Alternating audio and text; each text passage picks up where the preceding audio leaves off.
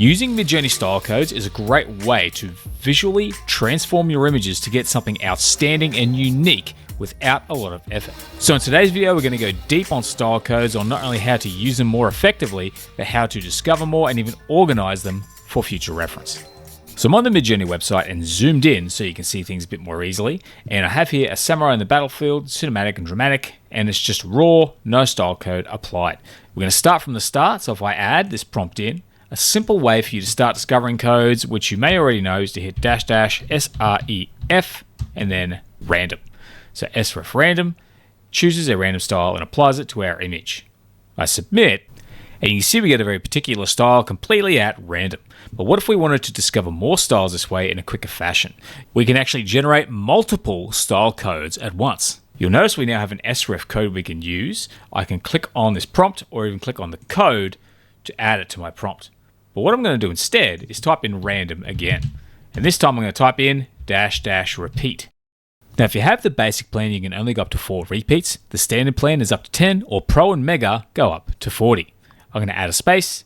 I'm going to go with 7 and submit. And I've managed to submit 7 different random styles, and all with one submission.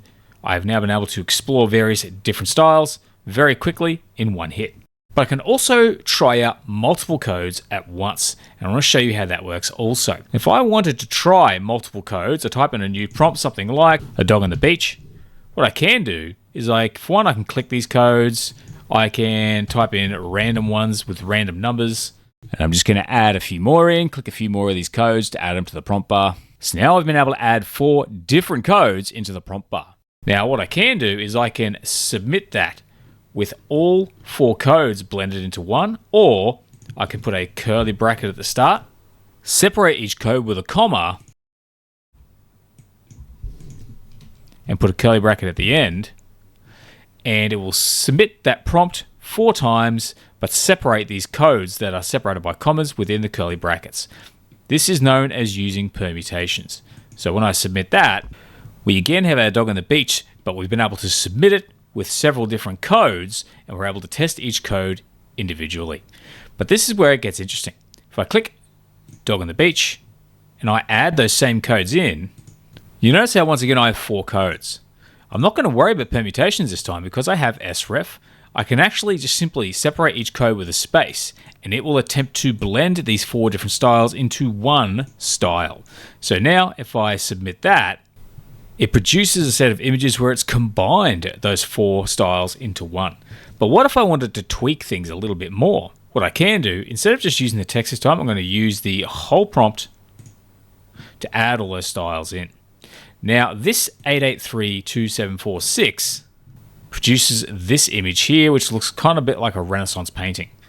What I can do is actually add a strength to it. If I type in 2 colons and say give it a strength of 2, it will actually double the weighting of this code toward the others, which all have a default strength of 1. I can even come to this last one, add the 2 colons in, and even put a strength of 0.5. So you can actually individually change the strength of each code when it blends it for this particular style. So now when I submit, it's leaned a little bit more towards that painting Renaissance style. But once again, I can use the code one more time, and it still has these strengths attached. I could even crank this up to 4 to really overpower it, submit one more time, and you can see it's leaned more on that style while still including a little bit of the others. We can also take a style of image and use it as a style reference. So if I come back, what I can do is find an image I like the style of. So once again, maybe this purple anime style. I type in a prompt, something like a scary cyborg with red glowing eyes. And what I can do is take this image and drag it up as a style reference. And that way, if I want to not only get the style, maybe I want to get the very particular colors used in the image it produces, I can nail it down a little more tightly, hit submit, and what we get is not quite exactly the same as if we just used the code on its own. But there's still something else. I can take this full prompt again, including the style reference, come down to our Renaissance pup, which is this code here, add that code in, take the strength away, And I have our prompt with the style reference and also with a style code. So we can combine a style reference with a style code. So I submit that. And by leveraging both of those tools, we've been able to further mix this style into these images, which gives us an added layer of control when trying to navigate different styles and style codes. We can also take style codes from Midjourney version 6 and apply them to Midjourney version 7. Now I have this image that was made with version 6. You notice it's a very sort of light style, very bright. And if I were to take the exact same prompt, again, it has version 6. If I were to say something like a cat in a business suit, sticking with version 6, I submit. You can see how consistent that style is. But what if I take that exact same prompt and instead of using version 6, I switch to version 7? Now when I submit, notice how the style, although it still is very white, is different from the version 6 style. That is because version 7's style code library is actually different from version 6's, but there is a solution. This time, I use the same prompt again. Once again, we are using version 7, so if I come down here, we have version 7. What we can do is go --SV for style version. But I wanted to really point out that if you go to style variation 4 and submit that, notice how our style has gone back to that version 6 style. So by using style variation 4, we can refer back to that old code library. But we can also search for and even organize style codes from the Style Explorer on the Midjourney website. So if I come up the top left here and go to Explore, you will see some of the images that have been produced by other users. You can also go over to videos, but what we're interested in is styles. I click on styles, and this is the Style Explorer. Now, if I see a style I want to try, like this one here, and go try style, it will actually submit that straight away using my most recent prompt. Now, there is one issue before I go ahead with this, and that is if I go back to my create page, we recently created this one with style version 4. Now, if I don't submit another image, it will submit that new style with style version 4 and produce the incorrect style. For that reason, I have submitted a prompt with no styling attached, so that way I can go back to Explore and it will just simply submit it with a cat in a business suit and it won't add in that style variation. So I click try style, and I can go through and try this purple one. I can go to the top day to view today's top style, so maybe I'll try this one. I can even go to hot to see what some popular styles are, so this red and teal one. I can go through and try these pretty easily, and all I need to do is come back to create, and you'll see I've been able to experiment with those styles at the click of a button, which makes the Style Explorer very handy. But I'm also just going to add in the text into my prompt bar, because if I head back to Explore, there's another way I can use this. I can try style, or I can simply click this button to add it to the end. It works the same if I click this here, this little T symbol, and I can actually add it to my prompt. But that means I can also work on combining styles like we did earlier by clicking on the little T symbol on a couple of these, and it adds those styles into my prompt one after the other. So this is a great way to try mixing styles as well. So when I submit that, we've been able to create an image by combining those 3 style codes. But we're not just stuck with the Style Explorer showing us what it wants to in these categories. If I wanted to find something that was more surrealism based, I'd come up the top here and type in surrealism and search for surrealist style codes. I can also type in red or a color to search for red style codes, or even anime and get anime style codes to experiment with. This shows you can search for a particular style up here to find a style in the Style Code Explorer. Now on top of that, if I type in something in here like sci-fi, I get some interesting images. However, I really like this green one here. So what I can do is come down to the magnifying glass, and it has searched for a bunch of styles similar to that green style that I can try out. Now, this is also where it gets interesting. On top of that, as well as being able to try these styles, I can also organize them. So if I really like the look of this style, I can heart react it. And then if I have the style selected on the Explore page, I go to my Likes tab, keeping a note that it is this style I added, that style now sits in my likes page. And I've used that in the past to save certain styles that I really enjoyed.